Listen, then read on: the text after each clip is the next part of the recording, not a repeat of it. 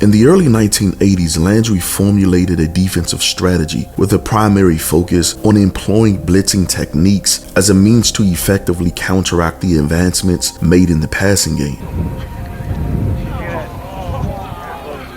In the upcoming video, an in-depth analysis will be conducted. Stay tuned for Landry's innovative 40 blitzing defense. In the 1960s, Landry invented the flex defense to counter Vince Lombardi's run-to-daylight strategy. While effective against the pass, it primarily focused on stopping the run. The flex defense led Dallas to be a top 10 defensive team for 16 straight seasons. In the 80s, teams began using Landry's shotgun spread to counter the flex defense. The shotgun spread changed everything. This made the Cowboys pass rush, particularly the defensive end, ineffective. The defensive end was too far away from the line of scrimmage, making it nearly impossible to consistently reach the quarterback, especially when they were standing 5 yards back. Even passes like those in the West Coast offense were deadly against the flex pass defense.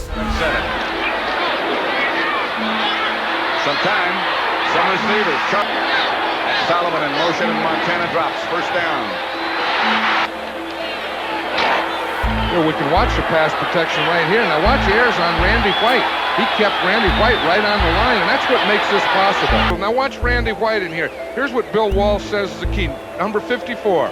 He says we have to handle him. Now there's John Ayers. He's handling me. He has a little hand in there, a little hold job. But I'll tell you, he is keeping Randy White off of Joe Montana. I'd like to say they've done that all day, and that's one of the big reasons that they're ahead 38-7. From 1979 to 1981, Landry's defense failed to reach the top 5 in sacks for 3 consecutive seasons, which was the first time since 1964. Landry faced the dilemma. Should he keep the flex defense or revolutionize his approach? He chose to introduce the 40 blitzing defense. Traditionally, the 40 defense was only used in 4-3 schemes. The 40 in schematic terms actually mean a 4-down line. It wasn't until 1960 when the Eagles coach Jerry Williams devised it against Vince Lombardi and the Packers in the 1960 championship that the 40 was introduced as a passing defense. Standing. What an electrifying finish to a great season and a great game.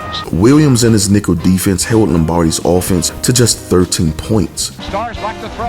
He takes time. He throws over the middle. It's Jim Taylor. The game's over.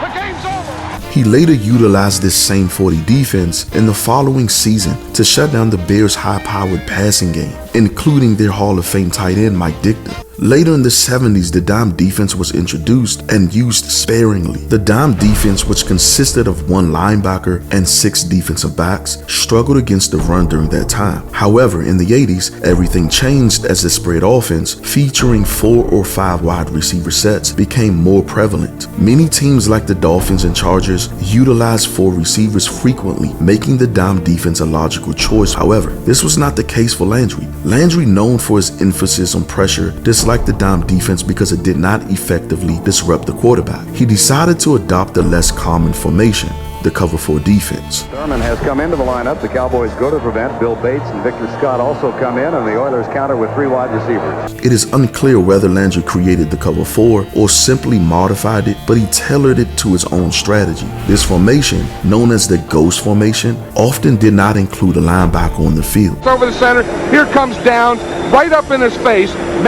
He's not going to run out right or left and push that pocket right back into him. This defense often had 7 defensive backs. Well, the biggest thing that they do is that 4-0 defense that the Cowboys use. That's one where they have 4 defensive linemen, no linebackers, and 7 defensive backs.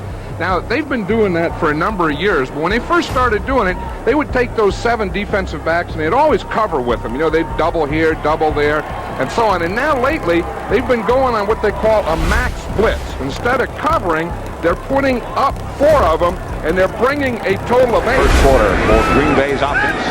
Nothing has worked so far. No flags. They got back. Dickey. Pass intercepted by Thurman. Well, that's when the Cowboys are tough to throw against, when they have that 7 defensive backs in there. You see Thurman, he's coming to the outside. It's a double on Jefferson. Thurman's right there. Now, Dickey should never have thrown that ball. Safeties like Victor Scott, Dexter Clinkscale, and Bill Bates played close to the line, while Dennis Thurman, Michael Downs, Everson Walls, and Ron Fellows covered the back end. What made this defense even more dangerous was when the defense would audible out of a cover 4 into what's called a cover 0. It was here that the Cowboys refined the aggressive design for their defense, a scheme of blitzes that stacked the odds in their favor. This gave the defense the ability for any player to blitz from anywhere man-to-man coverages. Instead of having 4 deep DBs, Downs would come down in the box and join the other 3. Bates and Downs, for example, would line up threatening to rush the middle. Downs coming inside. There's Downs coming inside, Bates, and then the other defensive backs are dropping off. Now, as you see, now they come. Here they come, delayed blitz. Now do a good job of picking up one defensive back. While Clinkscale and Scott would show blitz along the edges. Again, 3rd 13. Here comes the blitz. Look out, Randy Wright. Like a billiard ball. That's Victor Scott. Walls and Thurman would man the outside, while Ron Fellows would be middle deep high. Throws almost picked off by Ron Fellows. They frequently executed a strategy known as option blitzing, in which each assigned blitzer had the flexibility to decide whether to blitz or stay home based on the specific package. Lomax is hit by Thurman. Dennis Thurman from the backside. From the other side. I couldn't tell who that was. Well, that's when they bring 8, Pat. That's the one we're talking about. They only have 7 blockers. The free guy is going to be Thurman out here. He's coming from this backside. They're coming here, 2 in the middle. They're bringing the 8. Now watch Thurman from the backside. They go in the most dangerous man the inside. No one blocks Thurman, and Lomax doesn't have a chance. On some occasions, Clinkscale and Scott would feign a blitz on the outside, tricking the offense into adjusting their play. Against Everson Walls. Now they're faking the blitz. This is where they're playing games with Moon. First down and 10 from the 20. Moon back. Lets it go into the end zone. Tussle for the ball. Intercept. Bates.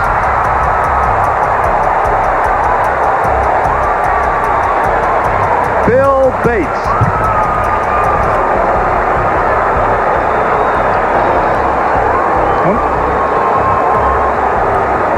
This is a classic example of great pass defense. It starts with great pass rush. They're trying to confuse Moon. As you see Scott in the middle, he's isolating one-on-one on the back. He's got that back. Moriarty man for man. They get good pressure on Moon that time. Instead of throwing the ball out of bounds, he tries to make something happen. He throws it downfield. Now, Landry's designs was to send more blitzes than there were blockers. When Landry sensed an opportunity, his instincts for blood kicked in like never before, and he would send everybody.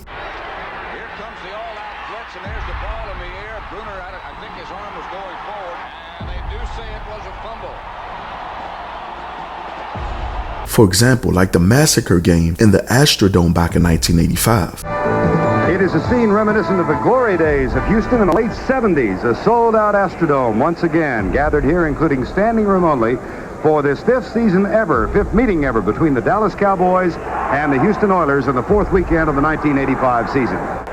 one of the things that they're going to try to do today, according to Gene Stallings, the defensive backfield coach, is that we're going to try to give the young quarterback Moon a lot of different looks. Make him think blitz play zone, make him think zone, and then safety blitz. All kinds of different looks to confuse him and his receivers. Landry was a madman of a signal caller, blitzing Moon over 18 times. Players came from all over the field. 29 to go first quarter. Blitz is coming, and there's a fumble on the play. The ball is still free. The Cowboys, I think, have recovered. Yes. Clinkscale, Downs, Bates, Lockhart, Hagman, Brooks, Dutton, White, Jones, and Jeffcoat. They all came frequently. They blitzed from the slot. Blitz intercepted. Up the middle, it turned into a massacre. Cowboys lead 7-0. Victor Scott. So it is not. But the rush is coming nonetheless. Not bad. 29 to go first quarter. Blitz is coming, and there's a fumble on the play. The ball is still free. The Cowboys, I think, have recovered. Intercepted 4. He has been sacked 9 times. To protect against the blitz, Moon lets it go for the corner. Incomplete. Looks almost as crazy as our game. Here's Moon in trouble. 2nd and 15. Moon hit from behind. Cowboys are blitzing. They're sending 5. Moon is back. Hit as he lets it go. Incomplete up at the 45-yard line. sacks so far in the 26 yards. Pressure again. Hit as he lets it go, but the catch is made. That is his first catch as a professional. And Moon really took a shot right at the point of delivery. He holds it, he holds it, he holds the football, and then at the last minute, right before he's hit, knows he's going to get hit, he turns it loose. Now you see Moon hold it, and then Bates, pow, right in the chest and knocks him down on a blitz. Resulting in the defense achieving 12 sacks. The violence escalated to the point where the analysts pleaded for Warren Moon's life by halftime. They lead it 7-0, but really the story of this first half has been the Dallas defense. Good afternoon once again, everybody. Vern Lundquist along with Terry Bradshaw. Back in 1966, Terry, the Cowboys sacked a Steeler quarterback 12 times in one game. It wasn't you. I know. It wasn't. But they may be endangering Warren Moon's life in this first half. Moon clearly endured a significant amount of punishment by the end of the game. There is Warren Moon. Been a long, long afternoon. Landry's 40 defense wouldn't have been successful without the best blitzing safety of the 80s, Michael Downs. Downs' long 6'3" frame had unusual athleticism for his height. Here comes the blitz again, and they're in Lomax's face. Here he comes, full speed, right up in that center guard gap. He sees the ball, he just dives, gets that hand up there, and picked it off with his left hand. He reminded me of Eric Dickerson, but as a safety. His ability to guess the snap counts on the blitz was amazing. It's his fourth straight start today for Philadelphia. Cavanaugh, quick drop, as he belted. Downs from 1982 to 1985 had more sacks than Ronnie Lott, Kenny Easley, Deron Cherry, Joey Browner, and Nolan Cromwell, 5 safeties who were on the All-80s decade team. Landry used them like an assassin. He told him how to anticipate the snap before it happened. Rams at their own 24. Ferragamo saw the blitz. Nevertheless, he fired as quickly as he could, and he was really hammered. That was timed well. That was a safety coming in there. Safety blitz. Is that Michael Downs? Who's that kid there? It's his fourth straight start today for Philadelphia. Cavanaugh, quick drop, as he belted. He had no chance because Michael Downs, coming from the 3 safety spot. He not only had amazing anticipation, but his closing speed on the quarterback was phenomenal. In the game versus the Packers, he was a menace. Landry sent him on 8 blitzes. Like a missile, he came from every direction on the field. But here comes the blitz. Now it's Michael Downs again, who came in scot-free. The Cowboys leading the Packers 10-0. Jefferson again in motion, and Dickey is overwhelmed by Michael Downs. Here, he's going to be coming into the picture, and just let it run a little, and we're going to see him time this thing. Here, stop it right here. Here's Downs. Now, he's going to try and hit this hole just as the ball snapped. The middle linebacker's coming here. Here comes Downs right through here. He's going to hit Dickey. They don't even touch him. Watch him how he times that thing. The guard blocks out, the center blocks out. Boom! His long stride interrupted offense's flow play after play. Downs had 4 sacks in 1984. From 1982 to 1985, Dallas was top 5 in sacks 3 times. The blitzing revolutionized Dallas's passing game as well. Right, throws. Deep for Jefferson. Walls back there, and Everson Walls comes up with the interception. From 1981 to 1985, Thurman Thieves stole over 140 interceptions. They were top 6 in interceptions for 4 of those 5 seasons. 2 of those seasons, they were top 2 in interceptions. The blitz was so effective that the Cowboys had over 253 sacks in 5 years. Because you can see what happens. You see they're bringing the whole bunch. They're bringing Clinkscale, they're bringing Downs, they're bringing Thurman, they're bringing Randy White. Now the fans are getting excited. They like that defense. They finished top 5 in sacks in each of those years except for 1981. As great as the 40 was, it became a double barrel with one barrel pointing at the offense and the other one pointing back at the defense. It was too aggressive. It put too much stress on the cornerbacks to keep up their man. Now, you can see that the offense only has 7 guys to block that 8. So there's always going to be a free one. In this case, it's Dennis Thurman. Now what the contest is here, can Lomax get rid of the ball before Thurman hits him? Because he's the free guy. They leave one for the quarterback. Now sometimes he won't get rid of it. Sometimes he'll have to throw it before he's ready to. Then the Cowboys win. Now the other thing, here we go again. It's the same thing. 1, 2, 3, 4. Then you have the 4 defensive linemen bringing the 8 again. Now, here's Roy Green. If If we get the ball to a healthy Roy Green before they get there, that could be trouble for the Cowboys. So you see what happens. You see them coming here again.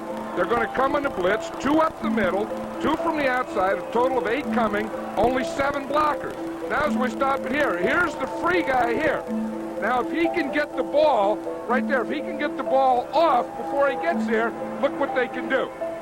We see Roy Green there. Now that was a year ago. That's a healthy Roy Green. A year ago, I thought he was the best offensive player in the NFL because he was a one guy that could make things like that happen.